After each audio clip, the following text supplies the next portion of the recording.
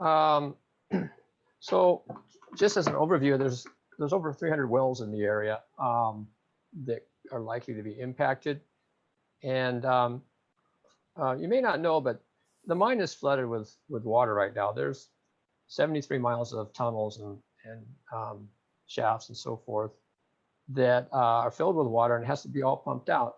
So they're going to be pumping out 3.6 million gallons a day initially for about 6 months.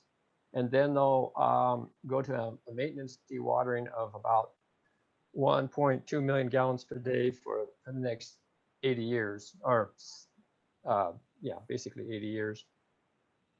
So how does this affect wells? Well, the concern is that groundwater will drop as they dewater the mine. I mean, they dewater it down several thousand feet. And so aquifers and groundwater that's poised up above the mine may become impacted. And that could reduce the output of the wells or cause them to outright fail due to lack of water. And it can also cause contamination because as they dewater, it creates a cone of depression where the water is going down the shafts and in areas where it's going underground. And that causes change in the direction of the groundwater flow, and it can move contaminants that are from old mining projects, move over into areas where they get taken up by local wells. So we've taken a really close look at the hydrology study. And we feel it's based on a lot of assumptions and unlimited data. It assumes that the rock strata is consistent throughout the area. And it assumes that the mining will only take place in a portion of the 2,800, well, over 2,000 acres of mineral rights, excuse me. All these numbers. So it's also looks at only about a third of the total time of mining operations. So we feel that it doesn't really cover enough of the subject. Also, they can't discount the possibility of fractures, faults, tunnel intercepts, or even encountering more permeable rock. They really don't have enough data points.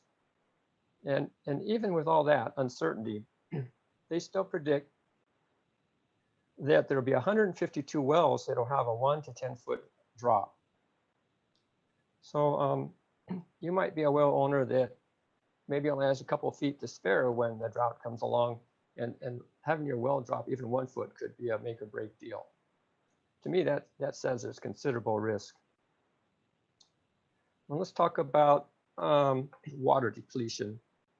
Rice Gold says, quote, "We generate a surplus of drinking water, and the treated water will be to drinking water quality." Well, the reality is, according to their documents, they'll be using 123,000 gallons a day. In their documents, it states that creek flows will be reduced, both Wolf Creek and South Fork of Wolf Creek. The flows will be reduced. And the standards of the water they're pumping out will be treated, but it will not be treated to drinking water standards. It's going to be treated to what's called the secondary drinking water standard. And that standard is basically one that removes about 15 different toxic contaminants from the water, so that when treatment facilities that treat our potable water get that water, they don't have to treat for these metals in the water. They can just go and be concerned with cleaning up the turbidity and treating for bacteria and suspended solids and those types of things. So it's certainly not drinkable water will be discharged. And also realize that they're actually required by law to clean this water up. It's a contamination from the well, from the mine, and it includes high concentrations of arsenic, iron, and manganese, and these things need to be removed from the water. Currently, they're already going into the creek and polluting the creek. So that's about it.